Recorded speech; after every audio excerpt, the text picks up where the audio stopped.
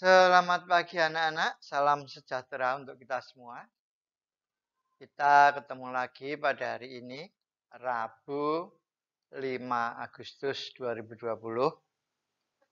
Nah, setelah kemarin kita pelajari bab tentang gerak dan gaya, kita perdalam lagi dengan hukum Newton. Hukum Newton. Newton itu nama orang, ya. Isaac Newton. Penemuannya sungguh luar biasa, membuat ilmu pengetahuan semakin maju. Baik anak-anak, tidak lama mari konsentrasi pada materi hukum Newton.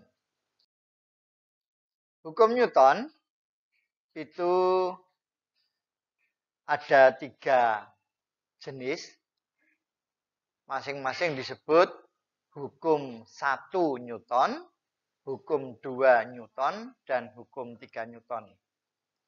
Ketiganya membahas tentang gerak benda karena adanya gaya. Nah, untuk hukum Newton 1 itu berbunyi demikian. Benda yang tidak mengalami resultan gaya akan tetap diam. Atau kalau bergerak lurus, bergerak beraturan. Maksudnya adalah suatu benda yang apabila tidak menerima gaya, itu benda itu kalau mula-mula diam ya tetap diam, selamanya diam. Tetapi kalau benda itu mula-mula bergerak lurus, maka ketika menerima gaya, benda itu juga akan selalu bergerak lurus beraturan. Nah, ini hukum Newton yang pertama ya. Diulangi. Benda yang tidak mengalami resultan gaya akan tetap diam atau bergerak lurus beraturan. Nah, di dalam rumus kita tuliskan seperti ini. Sigma F sama dengan 0. Artinya, jika jumlah gaya sama dengan 0, maka benda tidak mengalami perubahan gerak. Hukum Newton ini juga disebut inersia atau kelembaman. Lembam. Dalam bahasa Jawanya itu ndablek, tidak bergerak. Mari kita lihat beberapa peristiwa-peristiwa yang terjadi menerapkan hukum Newton adalah sebagai berikut.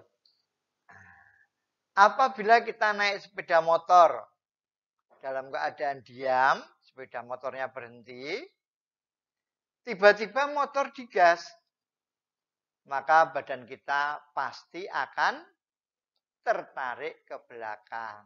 Nah, ini tertarik ke belakang. Contoh 2.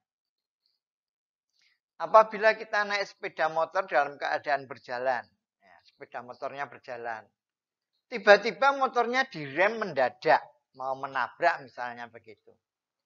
Maka apa yang terjadi? Tubuh kita akan terdorong ke depan. Nah, inilah yang disebut dengan inersia. Atau meneruskan keadaan semula. Untuk contoh yang pertama, apabila kita diam di tempat X, tiba-tiba motor berjalan, maka kita itu mempertahankan di tempat X tadi. Sehingga kalau motornya ke depan, kita masih berada di X, maka kita akan terdorong ke belakang. Tertarik gitu. Sebaliknya, kalau motor berjalan tiba-tiba direm, nah, ini akan sebaliknya. Contoh 3 ada lagi ini. Apabila kita di dalam mobil yang sedang berjalan,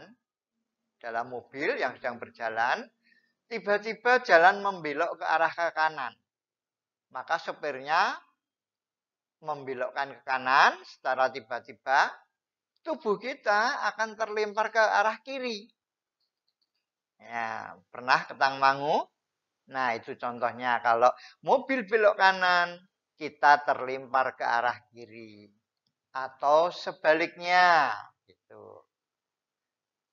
Contoh yang lain, kelereng yang dilempar di tempat yang sangat licin, maka kelereng tersebut bergerak tidak berhenti. Nah, ini dianggap tidak ada hambatan. Maka kelerengnya akan bergerak terus. Begitu. Nah, ada 4 contoh anak-anak. Saya kira cukup untuk menerangkan hukum Newton yang pertama.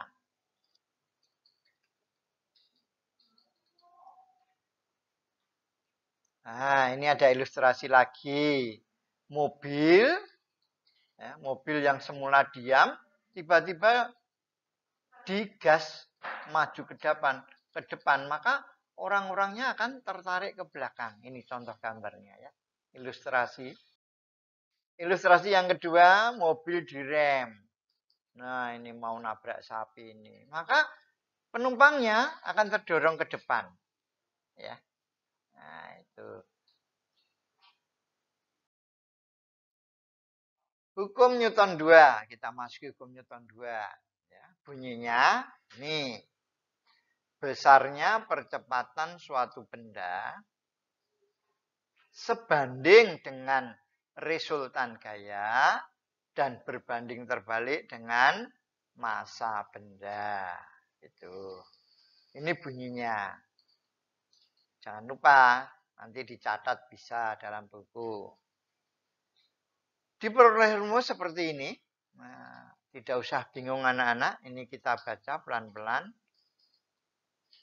A sama dengan sigma F dibagi M.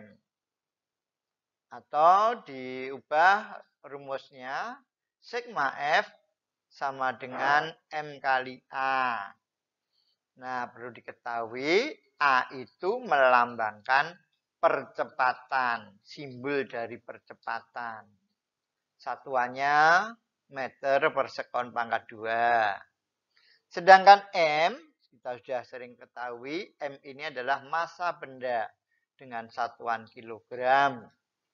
Sedangkan gaya, force, disingkat F, ya, ini memiliki satuan Newton. Ingat ya anak-anak? A sama dengan jumlah gaya dibagi massa benda. Dari rumus dan bunyi dari hukum Newton 2 tadi bisa disimpulkan demikian.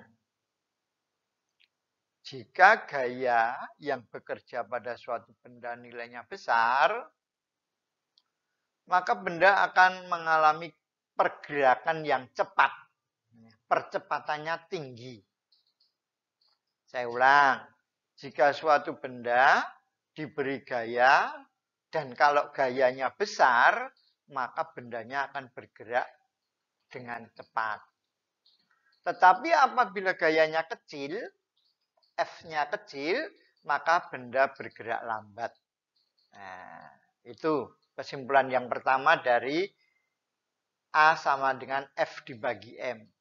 Kemudian kesimpulan yang kedua tentang massa benda,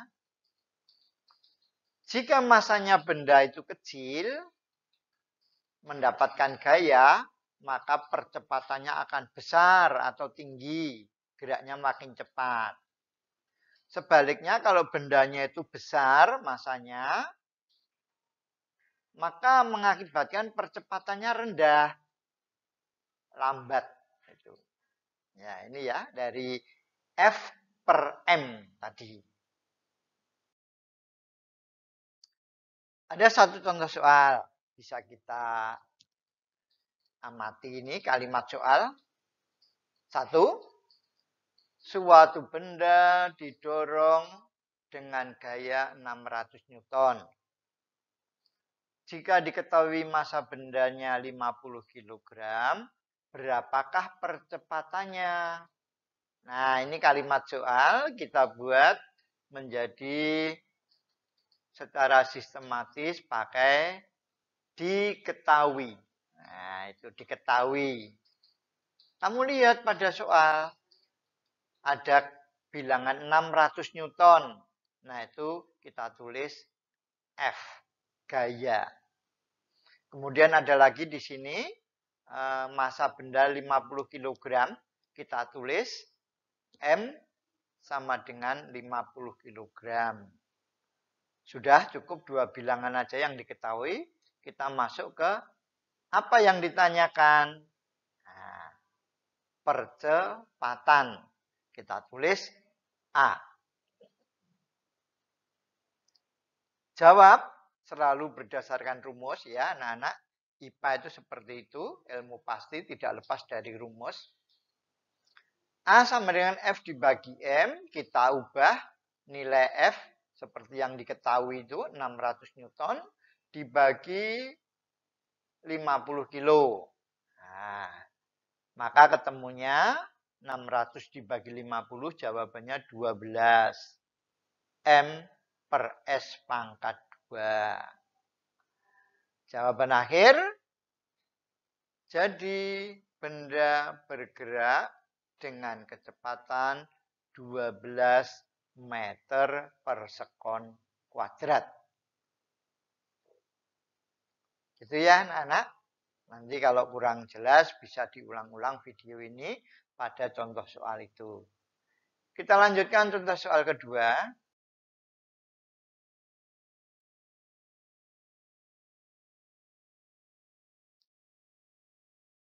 Pada hukum Newton 3. Nah, hukum Newton 3. Hukum Newton 3 berbunyi, apabila benda pertama memberikan gaya kepada benda kedua, maka benda kedua akan memberikan gaya yang sama besar pada benda pertama. Namun, arahnya berlawanan. Nah, ini yang penting. Arahnya berlawanan. Hukum Newton yang ketiga ini sering disebut dengan hukum aksi-reaksi. Kalau ada aksi, pasti muncul reaksi. Nah, rumusnya dituliskan F aksi sama dengan negatif F reaksi. Jadi, arahnya berlawanan itu dilambangkan dengan lambang minus, min, F. Nah, itu. Tapi nilainya sama. Nah, peristiwa-peristiwa yang berhubungan dengan hukum Newton ketiga, antara lain, seseorang yang memukul meja dengan tangan. Apa yang terjadi? Maka tangan akan terasa sakit. Terasa sakit, hal ini menunjukkan bahwa gaya dari tangan kita, F aksi, ya, F aksi, ketika kena meja, tangan kita menerima gaya dari meja. Jadi meja itu memberikan gaya kepada kita. Disebut gaya reaksi. Nah, makanya tangan kita terasa sakit. Karena tangan kita menerima gaya. Nah, ini aksi dan reaksi. Baik, contoh yang kedua. Orang mendorong bola ke lantai. Arahnya ke bawah. Maka ketika bola mengenai lantai, lantai akan memberikan gaya pada bola dengan arah berlawanan. Nah, akhirnya bola memantul ke atas. Ini adalah contoh dari hukum ketiga dari Newton. Aksi dan reaksi bola ke bawah mengenai lantai, lantai memberi gaya bola ke atas, begitu. Contoh 3, orang berenang. Ketika berenang, tangannya mengayuh ke belakang. Jadi memberikan gaya ke belakang pada air. Tidak terasa, air juga memberi gaya kepada perenang itu. Arahnya berlawanan. Sehingga orang perenang tadi bisa maju ke depan. Nah, ini aksi dan reaksi. Nah, masih banyak lagi anak-anak contoh-contoh dari peristiwa ketiga Newton ini.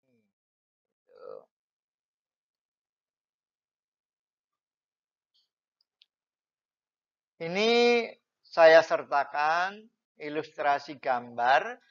Nah, ada orang menalikan ya, tali di dinding, kemudian pada jarak 5 meter naik kereta sambil tali itu ditarik.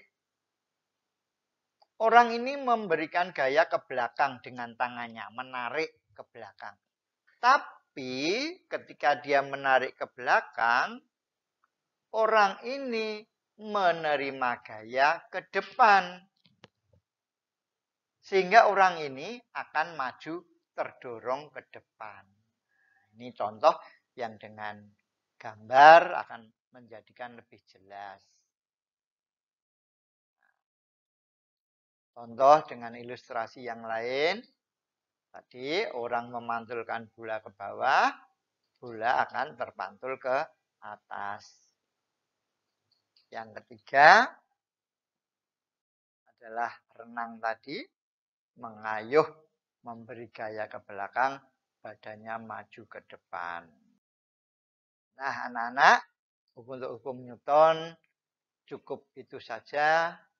Kemudian pelajari sungguh-sungguh, nanti dikerjakan soalnya yang sudah saya posting. Baik, terima kasih dan sampai jumpa di materi yang lain.